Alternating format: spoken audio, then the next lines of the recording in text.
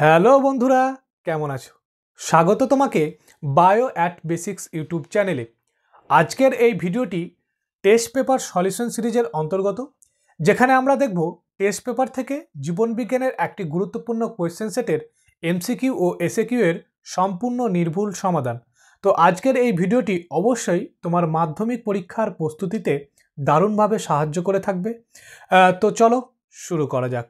আজকে আমরা সমাধান করব WBHA মাধ্যমিক টেস্ট পেপার থেকে ডায়মন্ড হারবার হাই স্কুলের টেস্ট কোয়েশ্চেন পেপারটি। তো চলো শুরু করা যাক। তো বিভাগ কয়ের একের দাগের প্রথম যে প্রশ্নটি রয়েছে সেটি হলো, নিচের কোন অংশটি কোষ দেহের গঠন সংক্রান্ত বৈশিষ্ট্য নয়? তার মানে আমাদের কাছে জানতে চেয়েছে কোষ দেহের গঠন সংক্রান্ত বৈশিষ্ট্য নয় কোনটি। কেমন? তো কয়ের যে অপশানটি রয়েছে সেটি হলো নিজল দানা। তো এই অপশানটা হবে না, কারণ এটা হচ্ছে কোষ দেহের গঠন সংক্রান্ত বৈশিষ্ট্য। ক্ষয়ের যে অপশানটি রয়েছে সেটি হলো র্যানভিয়ারের পর্ব। হ্যাঁ, এই উত্তরটি হবে, কারণ এটি কিন্তু কোষ দেহের গঠন সংক্রান্ত বৈশিষ্ট্য নয়, এটি হলো প্রবর্ধকের অংশ। কেমন? তো এইবার আমরা দেখব 2 নম্বর প্রশ্নটি। দেখো 2 নম্বর যে প্রশ্নটি রয়েছে সেটি হলো, প্রদত্ত কোনটি থাইরক্সিনের কাজ? মানে আমাদের কাছে জানতে চেয়েছে যে সমস্ত অপশন রয়েছে তাদের মধ্যে কোনটি থাইরক্সিনের কাজ। তো দেখি কয়ের যে অপশনটি রয়েছে সেটি হলো ইনসুলিন ক্ষরণ করা। না, একদমই নয়। থাইরক্সিনের কাজ কিন্তু ইনসুলিন ক্ষরণ করা নয়। তাহলে আমরা জেনে নেব যে ইনসুলিন ক্ষরণ করে কে। তো দেখো ইনসুলিন ক্ষরিত হয় অগ্নাশয় থেকে, যেটা হলো প্যানক্রিয়াস। এই অগ্নাশয়ের কিন্তু বিটা সেল থেকে ক্ষরিত হয় কি ইনসুলিন। দেখো আমরা যখন এমসিকিউ সলিউশন করব, যে উত্তরটি পাবো সেটা তো জানবই, তার সাথে সাথে যে সমস্ত অপশনগুলো রয়েছে তাদের সম্পর্কেও আমরা বিস্তারিত জানবো, তবে আমাদের এমসিকিউ কিন্তু প্র্যাকটিস করা সার্থক হবে। তো দেখো ক্ষয়ের দাগে যে অপশনটি রয়েছে সেটি দেখি, যে পেশির সংকোচন ঘটিয়ে রোমকে খাড়া করে। না, একদমই নয়। এই অপশনটিও থাইরক্সিনের কাজ নয়। তবে এই কাজটি কার হবে? এর কাজটি হবে অ্যাড্রেনালিন। তারপরের গয়ের যে অপশনটি রয়েছে সেটি দেখব, যে ক্রেবস চক্রের সক্রিয়তা বৃদ্ধি করে কলাকোষের বিপাকীয় কাজ নিয়ন্ত্রণ করে। হ্যাঁ, একদম, এটাই হলো থাইরক্সিনের কাজ। তারপরে ক্ষয়ের দাগের অপশনটাও দেখিনি, যে বৃক্কীয় নালিকায় জল শোষণ ঘটানো। না, এটা তো হবেই না, কারণ এই বৃক্কীয় নালিকায় যে জল বৃক্কীয় নালিকায় জল বিশেষণ ঘটানো। তো এই বৃক্কীয় নালিকায় জল বিশেষণ ঘটাতে যে হরমোনটি হেল্প করবে সেটি হলো ADH। কেমন? যার ফুল ফর্ম হচ্ছে অ্যান্টি ডাইউরেটিক হরমোন। এরপরে দেখি আমরা 3 নম্বর কোয়েশ্চেন, যেটি হলো, হার্নের জনুক্রমে নিচের কোন দশাটি রেণুধর জনুর অন্তর্গত নয়? তার মানে ফার্নের জনুক্রম যদি আমরা লক্ষ্য করি, তাহলে সেই নিচের যে অপশানগুলো রয়েছে সেই তাদের মধ্যে কোন দশাটি রেণুধর জনুর অন্তর্গত হচ্ছে না। তো দেখো কয়ের দাগে যে অপশানটি রয়েছে সেটি হলো প্রোথ্যালাস। হ্যাঁ, এটি অ্যান্সার হবে, কারণ প্রোথ্যালাস হলো আমাদের লিঙ্গধর জনুর অন্তর্গত। কেমন? এরপরের আমরা কোশ্চেনটা দেখব, সেটা হলো 4 দাগের, যেখানে কি রয়েছে, ইতর পরাগযোগ পদ্ধতির ক্ষেত্রে নিচের কোন জোটটি সঠিক? একাধারে কি রয়েছে? পরাগের পদ্ধতি, আরেক ধারে রয়েছে উদ্ভিদের নাম। তো পরাগের পদ্ধতি কি কি রয়েছে? যে জলপরাগী, বায়ুপরাগী, পতঙ্গ পরাগী, পক্ষী পরাগী। আর উদ্ভিদের নামগুলি রয়েছে গম, পাতাঝাজি, শিমুল, সূর্যমুখী। তো আমরা দেখব পরাগের পদ্ধতির সাথে কোন কোন উদ্ভিদের নাম মেলে বা জোটটা সঠিক। তো দেখো যে জলপরাগী কারা হবে? কোন উদ্ভিদের নাম হবে? জলপরাগী কিন্তু পাতাঝাজি হবে। কেমন? এবার দেখব বায়ুপরাগী কে বলো তো? বায়ুপরাগী হবে গম। কেমন? এবার পতঙ্গ পরাগী কে হবে? পতঙ্গ পরাগী যদি আমরা দেখতে চাই তাহলে দেখতে পাবো সূর্যমুখী। আর পক্ষী পরাগী তাহলে যে অপশানটা রয়েছে শিমুল। তো দেখো কোন অপশানটা ঠিক রয়েছে। একের ক্ষেত্রে এর 2, বিয়ের 1 মিলছে, এর 2 না, কয়েরটা হচ্ছে না, ক্ষয়েরটাও হচ্ছে না। গয়ের এর 2, বিয়ের 1, সিয়ের 4। হ্যাঁ, গয়েরটা অ্যান্সার হবে। কেমন? তারপরের 5 দাগের প্রশ্নটি দেখো, নিচের কোন দুটি জিনোটাইপ কালো বর্ণ ও মসৃণ লোমযুক্ত গিনিপিগের জিনোটাইপ প্রদর্শন করে। তো দেখো এখানে কি জানতে চেয়েছে, জিনোটাইপ, আর এখানে কি কি বৈশিষ্ট্য দিয়েছে, কালো বৈশিষ্ট্য আর মসৃণ লোমযুক্ত। তো গিনিপিগের যখন মসৃণ লোমযুক্ত লক্ষ্য করবে তখন দেখবে যে মসৃণ যে লোমযুক্ত, এই মসৃণটা কি বৈশিষ্ট্য, প্রচ্ছন্ন বৈশিষ্ট্য।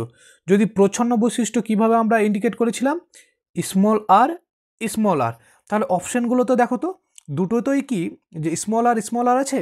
তো দেখো কয়ের দাগে দুটোতে নেই, তার মানে এই অপশানটা হবে না। ক্ষয়ের দাগেও কিন্তু নেই, এটাও হবে না। কি গয়ের দাগে আছে, আর ঘয়ের দাগে একটাতে আছে একটাতে নেই।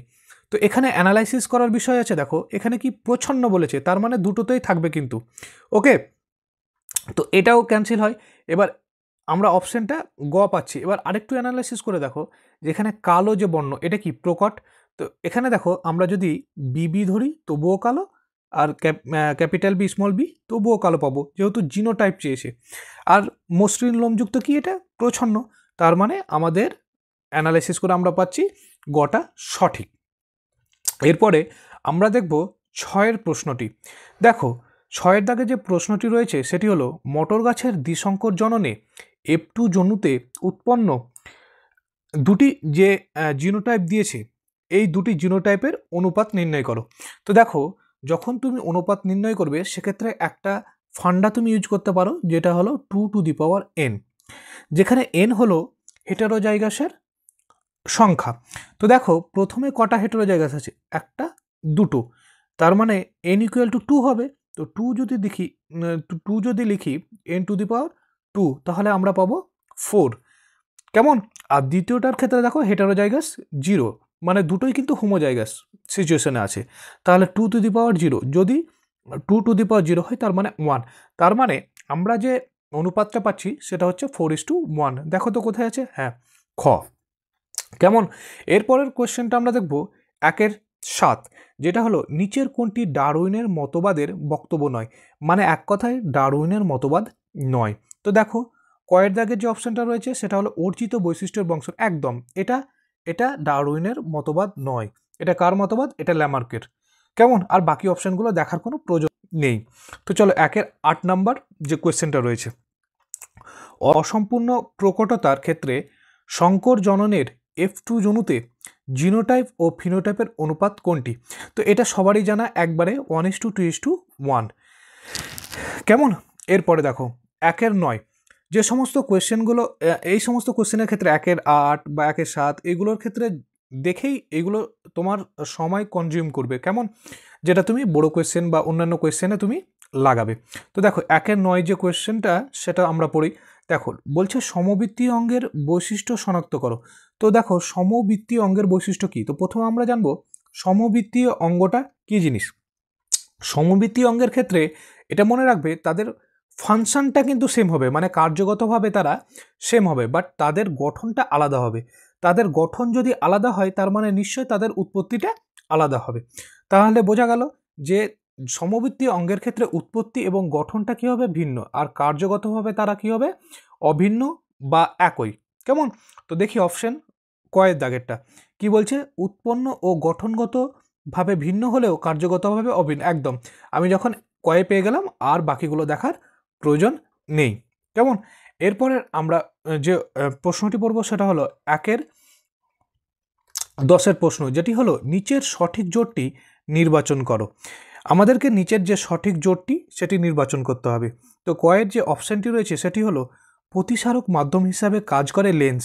প্রতিসারক মাধ্যম হিসেবে কি কাজ করে লেন্স? না, একদমই নয়। তাহলে কারা করে, তাদের মধ্যে কারা করে এটা আমাদেরকে জানতে হবে। তো আমরা প্রতিসারক মাধ্যম হিসেবে কাজ করে এমন একটা অপশান পাবো যেটা হলো কর্নিয়া। কেমন? এইভাবে আমাদের যে অপশানগুলো ভুল হচ্ছে তার সাথে সাথে আমাদেরকে জেনে নিতে হবে যে আসলটা কি। তাহলে এভাবেই আমাদের এমসিকিউ প্র্যাকটিস করা কিন্তু সার্থক হবে। ঠিক আছে? তারপরে যে ক্ষয়ের যে অপশানটি রয়েছে সেটি হলো আলোর প্রতিসরণ ঘটিয়ে রেটিনার ওপর ফোকাস সৃষ্টি করে কে? কর্নিয়া। না, একদমই নয়। কারণ বলো তো, কর্নিয়া হবে না। আলোর প্রতিসরণ ঘটিয়ে রেটিনার ওপর ফোকাস সৃষ্টি করে কে? লেন্স। কেমন? এটাও তাহলে অপশান হবে না। তারপরে গয়ের যে অপশানটা রয়েছে সেটা কি? বিচ্ছুরিত আলোকের প্রতিফলন রোধ করে স্ক্লেরা। এটা এটা এটা এটা না, এটাও হবে না, কারণ স্ক্লেরা করে না, কে করে? করোয়েড। কেমন? তাহলে ঘ নাম্বার অপশানটা সঠিক হবে। তাহলে আমরা দেখে নিই, তারারন্ধ্রকে ছোট ও বড় করে চোখে আলো প্রবেশ নিয়ন্ত্রণ করে কে? আইরিস। হ্যাঁ, একদম, এটাই সঠিক অ্যান্সার। তার পরের যে প্রশ্নটি রয়েছে সেটি আমরা দেখব যে ডিনাইট্রিফাইং জীবাণু হলো, তো এই ডিনাইট্রিফাইং জীবাণু খোঁজার আগে আমরা জানবো ডিনাইট্রিফাইং ব্যাপারটা কি। তো ডিনাইট্রিফাইং মানে এক কথাই তুমি বলতে পারো নাইট্রোজেন মোচন। কেমন? যেখানে কি করবে, এই জীবাণুগুলো কি করবে, নাইট্রোজেনকে মোচন করবে। তো আমরা অপশানগুলি দেখি যে কয়ের দাগে যে অপশানটা রয়েছে নাইট্রোব্যাক্টার, না একদমই নয়। নাইট্রোব্যাক্টার কিন্তু ডিনাইট্রিফিকেশন করে না। নাইট্রোব্যাক্টার কিসে হেল্প করে? নাইট্রিফিকেশনে। কেমন? এরপরে ক্ষয়ের দাগে বলছে অ্যাজোব্যাক্টার, না একদমও নয়, এটাও কিন্তু নাইট্রোজেন স্থিতিকারী জীবাণু। অ্যানামিনা, না একদম, এটাও নয়, এটাও সেম নাইট্রোজেন স্থিতিকারী জীবাণু। তাহলে অপশান গটা কি? সিউডোমোনাস। হ্যাঁ, একদম, এটাই হবে ডিনাইট্রিফাইং জীবাণু। সিউডোমোনাসের সাথে সাথে আরেকটা তুমি মনে রাখবে, থায়োব্যাসিলাস। কেমন? এরপরের 12 যে প্রশ্নটি রয়েছে সেটি পড়ব। জীববৈচিত্র্য হ্রাসের ক্ষেত্রে নিচের হ্রাসের কারণ ও ক্ষতিগ্রস্ত প্রজাতির কোন জোটটি সঠিক? মানে জীববৈচিত্র্য যে হ্রাস ঘটছে তার ক্ষেত্রে যে হ্রাসের কারণ এবং ক্ষতিগ্রস্ত যে প্রজাতি তাদের জোটটা কোনটা সঠিক সেটা আমরা দেখব। তো কয়ের দাগে যে অপশানটি রয়েছে সেটি হলো বহিরাগত প্রজাতির অনুপ্রবেশ, আর তার প্রজাতির যে ক্ষতিগ্রস্ত প্রজাতি সেটি হলো একশৃঙ্গ গন্ডার। না একদমই নয়, এটা সঠিক নয়। ক্ষয়ের যে অপশানটা সেটা হলো দূষণ, আর ক্ষতিগ্রস্ত যে প্রজাতি সেটা দিয়েছে রয়্যাল বেঙ্গল টাইগার। না, গয়ের যে অপশানটা রয়েছে সেটি হলো বিশ্ব উষ্ণায়ন ও জলবায়ুর পরিবর্তন, এই ক্ষতিগ্রস্ত যে প্রজাতি সেটা হলো মেরুবলক। হ্যাঁ, একদম। এবার আমাদের পরের কোয়েশ্চেন হলো 1-13, যেখানে রয়েছে একটি খাদ্য শৃঙ্খলে ক্লোরিনযুক্ত কীটনাশক প্রবেশ করলে নিচের কোন ঘটনাটি ঘটে? তো দেখো, এক্ষেত্রে কিন্তু অপশান যেটা রয়েছে সেটা হলো অপশান যেটা হবে সেটা হলো ক, জীব বিবর্তন, মানে বায়োম্যাগনিফিকেশন। তারপরের কোয়েশ্চেন 1-14, যে পূর্ব হিমালয় জীববৈচিত্র্য হটস্পটের একটি বিপন্ন প্রজাতি হলো, মানে পূর্ব হিমালয় জীববৈচিত্র্য হটস্পটের একটি বিপন্ন প্রজাতি এর নাম হলো অপশান ক হচ্ছে লায়ন টেলড ম্যাকাও। না একদমই নয়। খ হচ্ছে ওরাং ওটাং। না একদমই নয়। গ হচ্ছে রেড পান্টা। হ্যাঁ, একদম, এইটা হচ্ছে সঠিক অ্যান্সার। তারপরে 1-15 যে কোশ্চেনটি রয়েছে সেটি হলো বিবাহের পূর্বে জিনগত পরামর্শ গ্রহণ করে নিচের কোন রোগটি প্রতিরোধ করা যেতে পারে তা স্থির করো। তো দেখো, অপশান রয়েছে গয়টার, না এটা হবে না। ম্যালেরিয়া, না একদমই নয়। গ হচ্ছে যক্ষা, না একদমই হবে না। তাহলে কি? থ্যালাসেমিয়া। তাহলে এই থ্যালাসেমিয়াটা কি? এই থ্যালাসেমিয়া হলো এক প্রকার প্রচ্ছন্ন অটোজোমাল জিন দ্বারা নিয়ন্ত্রিত লোহিত রক্তকণিকার বিশৃঙ্খলা। কেমন? এরপরে আমরা দেখব বিভাগ ক্ষয়ের প্রশ্নের উত্তরগুলি। বিভাগ ক্ষয়ের 2-এর দাগের যে প্রশ্নগুলো রয়েছে তার প্রথম যে প্রশ্নটি রয়েছে সেটি হলো নিচের শূন্যস্থানগুলি উপযুক্ত শব্দ বসাতে হবে, যে কোনো 5টি, তবে আমরা এখানে সবগুলোই সলিউশন করব। তো প্রথম যে প্রশ্নটা রয়েছে, ড্যাশ হরমোন উদ্ভিদের পরিপক্ক বীজে খুব বেশি পরিমাণ পাওয়া যায়। তাহলে পরিপক্ক বীজে খুব পরিমাণ কোন হরমোন পাওয়া যায়? এখানে আমাদের হবে জিব্বে রেলিন। এখানে আমাদের হবে জিব্বে রেলিন। কেমন? দ্বিতীয় নাম্বার প্রশ্নের অ্যান্সার দেখি, যে স্নায়ু উদ্দীপনাকে কেন্দ্র থেকে কারকে বা এফেক্টরে বহন করে। কেন্দ্র থেকে কারকে কে কোন কোন নিউরন তাহলে বহন করে? এটা হবে আমাদের চেস্টীয় বা আজ্ঞাবহ বা মোটর নিউরন বলতে পারো। তারপরের প্রশ্নটি দেখি, ড্যাশ কোষ বিভাজনে প্রথমে নিউক্লিয়াসটি 4টি দশার মাধ্যমে বিভাজিত হয়। তো দেখো, এই প্রশ্নটা নিয়ে একটু কনফিউশন এই জন্যই যে দেখো, আমাদের প্রথমে জানতে হবে নিউক্লিয়াসের বিভাজন কাকে বলে। তো দেখো, নিউক্লিয়াসের বিভাজন মানে বোঝায় ক্যারিওকাইনেসিস, আর ক্যারিওকাইনেসিস কিন্তু 4টি দশায় সম্পন্ন হয়। কিন্তু এটা কিন্তু মাইটোসিসও দেখা যায়, মিওসিসও দেখা যায়। তাহলে এই প্রশ্নের অ্যান্সারটা যে কী চেয়েছে সেটা ভেবে ওঠা যাচ্ছে না। তবে আমার মনে হয় যদি চাই তাহলে মাইটোসিসটা প্রথম প্রায়োরিটি হবে, তারপর কিন্তু মিওসিস হবে। তবে তোমার টেস্ট পেপারে মিওসিস রয়েছে, যেটা নিয়ে এখনও সন্দেহ রয়েছে। তবে কি অ্যান্সার হবে অবশ্যই তোমরা কমেন্টে জানিও। তারপরের প্রশ্নটা দেখি যে 2-4 কানের মুক্ত ও যুক্তলতি ক্ষমতা সম্পন্ন জিনটি। দেখো এখানেও যে এই প্রশ্নটা রয়েছে সেটারও অ্যান্সারটা কী দেবো সেটা নিয়েও কনফিউশন। এই জন্যই যে দেখো এখানে বলেছে কানের মুক্ত ও যুক্তলতি ক্ষমতা সম্পন্ন জিনটি, এটা ড্যাশ দিয়ে কি হতে পারে। তো এক্ষেত্রে অনেক অ্যানালাইসিস করেছি, তারপরে যে হতে পারে এরকম ভেবেছি যে প্রকট ও প্রচ্ছন্ন। তার আগে আমি তোমাকে বলি কানের মুক্ত ও যুক্তলতি ব্যাপারটা নিয়ে। তো দেখো আমরা প্রকরণ পড়েছি, তো প্রকরণের একটা এক্সাম্পল হলো কানের মুক্ত ও যুক্তলতি, যে কানের মুক্ত ও যুক্তলতি সাধারণত জিনগত বৈশিষ্ট্য যা একক জিন দ্বারা নিয়ন্ত্রিত হয়।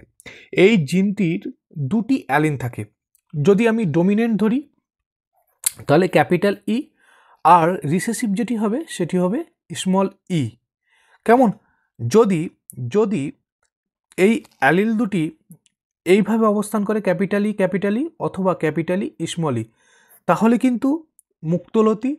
আর যদি দুটোই স্মল ই থাকে মানে রিসেসিভ অ্যালিল থাকে, তাহলে কি হবে? তাহলে হবে যুক্তলতি। তাহলে যদি এইভাবে আমি এই প্রশ্নটা দেখি, কানের মুক্ত ও যুক্তলতি ক্ষমতা সম্পন্ন জিনটি এক হতে পারে প্রকট ও প্রচ্ছন্ন, অথবা এটা হতে পারে ক্যাপিটাল ই ও স্মল ই। কেমন? তবে তারপরের কোশ্চেনটা দেখি 2.5 বীজের কুঞ্চিত আকার একটি। এই যে দেখো বীজের যে কুঞ্চিত আকার, এটি একটি কি বৈশিষ্ট্য? এটি একটি কি প্রচ্ছন্ন বৈশিষ্ট্য। কেমন? এটি একটি প্রচ্ছন্ন বৈশিষ্ট্য। তারপরের কোয়েশ্চেনটি দেখি, ক্যান্সার কোষের ছড়িয়ে পড়াকে ড্যাশ বলে। ক্যান্সার কোষের ছড়িয়ে পড়াকে কি বলে? মেটাস্ট্যাটিস বলে। কি বলে? স্ট্যাটিস। তারপরের কোয়েশ্চেনগুলো দেখি যে নিচের বাক্যগুলি সত্য অথবা মিথ্যা কিনা নিরূপণ করো, যে কোনো 5টি, তবে আমরা সবগুলোই সলিউশন করব। তো দেখো 2-7 যে প্রশ্নটি রয়েছে সেটি হলো মানুষের লিঙ্গ নির্ধারণে স্ত্রীর কোনো ভূমিকা নেই। একদম এটা সঠিক। তাহলে কার ভূমিকা রয়েছে? পিতার রয়েছে। কেমন? এটা হলো ট্রু। তারপরের স্টেটমেন্টটি, প্রাকৃতিক নির্বাচন পদ্ধতি হলো ডারউইনের বিবর্তন তত্ত্বের মূল প্রতিপাদ্য। হ্যাঁ, প্রাকৃতিক নির্বাচন পদ্ধতি ডারউইনের বিবর্তন তত্ত্বের মূল প্রতিপাদ, এটি সঠিক। তারপরের যে স্টেটমেন্টটা সেটা হলো নাইট্রাস অক্সাইড একটি গ্রিন হাউস গ্যাস। হ্যাঁ, একদম এটি সঠিক। নাইট্রাস অক্সাইড একটি গ্রিন হাউস গ্যাস। তারপরের স্টেটমেন্ট যেটা হলো মোটর ফুল একলিঙ্গ হয়, মোটর গাছ স্বপরাগযোগ এবং ইতর পরাগযোগ ঘটানো যায় না। একদমই নয়, মোটর গাছ কিন্তু একলিঙ্গ নয়। এটা কি হবে তাহলে? উভয় লিঙ্গ। দেখো আমরা যখন প্রশ্ন সলিউশন করব সেখানে তো জানছি যে সঠিক ভুল কোনটা, কিন্তু যদি ভুল হয় তাহলে সঠিক কি এটা আমাদেরকে জানতে হবে। তো আগেই বললাম, তাহলে আমাদের কিন্তু এমসিকিউ এসিকিউ প্র্যাকটিস করা সার্থক হবে। তারপরের প্রশ্নটি স্টেটমেন্টটি দেখি 2-11 বাইসেপ একটি ফ্লেক্সর পেশি। হ্যাঁ, একদম এটি হচ্ছে সঠিক, একদম ট্রু। তারপরের স্টেটমেন্টটি মাইটোসিসের অ্যানাফেজ দশায় ক্রোমাটিন সূত্রগুলি জল বিয়োজন ঘটিয়ে ধীরে ধীরে স্পষ্ট হয় না। এটা একবারে ডাহা, ফলস। তাহলে এটা কি হবে? প্রোফেজ। এটা হবে প্রোফেজ দশা। কেমন? তারপরের কোয়েশ্চেনগুলো দেখি, যেখানে স্তম্ভ এ এবং স্তম্ভ বি মেলাতে হবে। কেমন? তো দেখি প্রথমে রয়েছে সিএসএফ। এই সিএসএফ এর ফুল ফর্ম কি? Cerebro spinal fluid. তারপরে বলছে ফার্নের লিঙ্গধর দেহ, তারপরে ঘোড়ার বিবর্তন, অরণ্য ধ্বংস ও বাস্তুতন্ত্রের ক্ষয়, তারপর ক্রোমোজোমকে বিমতন্তুর সঙ্গে যুক্ত করে, তাহলে স্মল বি আর আর। তো দেখো স্তম্ভ বিয়ে কী কী রেখেছে তাদের সাথে আমরা মেলাবো। পায়ের আঙুলের সংখ্যা হ্রাস, জলবায়ুর পরিবর্তন ও বিশ্ব উষ্ণায়ন, সেন্টোমিয়ার, নিউরোহরমোন, সাদা কর্কশ, প্রোথ্যালাস টেলোমিয়ার।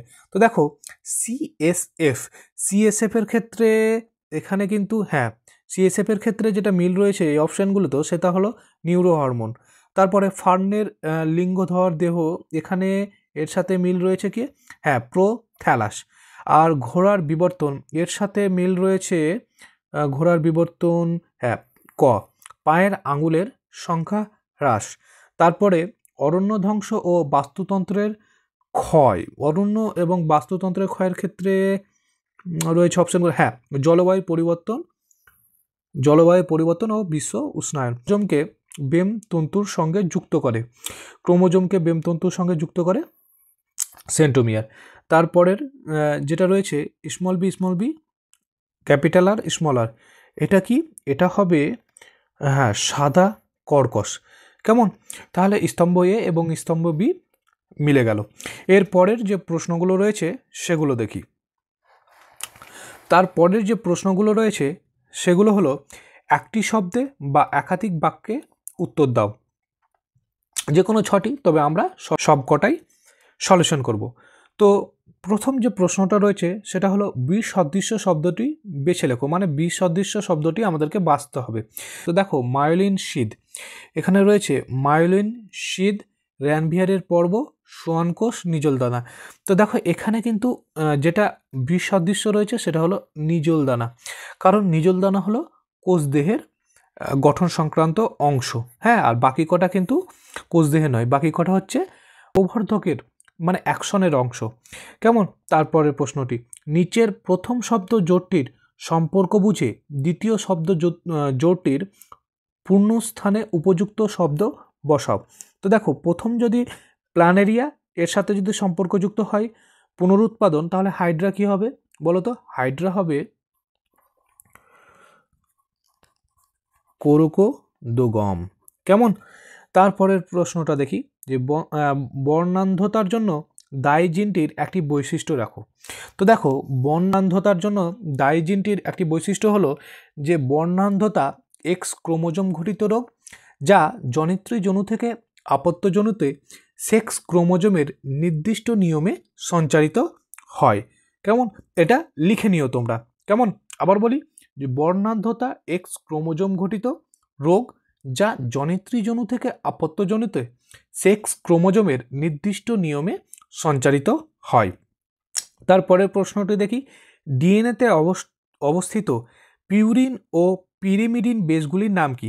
মানে ডিএনএতে অবস্থিত পিউরিন আর পিরিমিডিনের বেসগুলির নাম কি? দেখো পিউরিন কি হবে বলো তো? অ্যাডেনিন এবং গুয়ানিন। পিউরিন হবে অ্যাডেনিন এবং গুয়ানিন। এখানে যে ফান্ডারটা মনে রাখবে সেটা হলো পূজা। তাহলে কি পিউরিন, অ্যাডেনিন আর গুয়ানিন। আর পাইরিমিডিন কি হবে বা পিরিমিডিন কি হবে? সাইটোসিন এবং থাইমিন। কেমন, এইবার দেখো তারপরের প্রশ্নটি নিচের 4টি বিষয়ের মধ্যে 3টি একটি বিষয়ের অন্তর্গত, যেটি খুঁজে বের করো এবং লেখো। মানে নিচের 4টি বিষয়ের মধ্যে 3টি বলছে একটি বিষয়ের অন্তর্গত, সেটি খুঁজে বের করো এবং লেখো। কৃষিক্ষেত্রে কীটনাশকের ব্যবহার, টাইফয়েড, জলদূষণ, কারখানা থেকে উৎপন্ন তরল বজ্র।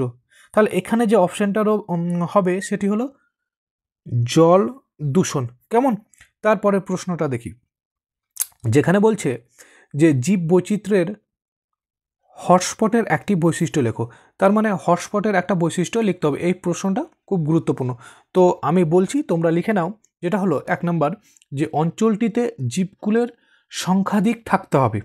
কেমন, 2 নম্বর অঞ্চলগুলি নানান কারণে বিপদগ্রস্ত হতে হবে, এবং 3 নম্বর জিনগত বৈশিষ্ট্য অধিক সংখ্যায় থাকতে হবে। কেমন, এই 3টে পয়েন্ট বললাম, তোমার একটা বৈশিষ্ট্য চেয়েছে তুমি লিখে নাও।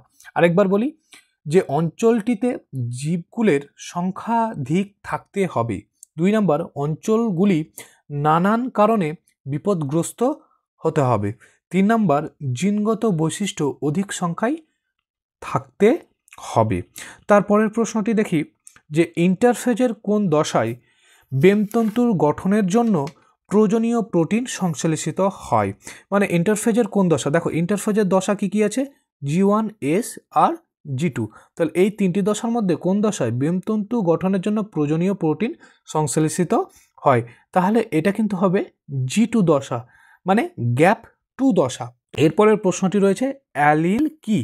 তো অ্যালিল হলো হোমোলোগাস ক্রোমোজোমের কোনো নির্দিষ্ট লোকাসে অবস্থিত সম বা পরস্পর বিপরীত বৈশিষ্ট্য সম্পন্ন জিন দুটির একটিকে অপরটির অ্যালিল বলে। কেমন? লিখে নাও। আরেকবার বলছি, হোমোলোগাস ক্রোমোজোমের কোনো নির্দিষ্ট লোকাসে অবস্থিত সম বা পরস্পর বিপরীত বৈশিষ্ট্য সম্পন্ন জিন দুটির একটিকে অপরটির অ্যালিল বলে। তো আমাদের এই পেপারের এই কোশ্চেন সেটের এমসিকিউ এবং এসএকিউর সম্পূর্ণ সমাধান হলো। আজকের ভিডিও এই পর্যন্তই। তো আশা করি ভিডিওটি তোমার ভালো লেগেছে। যদি ভালো লেগে থাকে লাইক, ছোট্ট একটা কমেন্ট, সাবস্ক্রাইব এবং বন্ধুদের মাঝে অবশ্যই শেয়ার করে দিও। ভালো থেকো, ধন্যবাদ।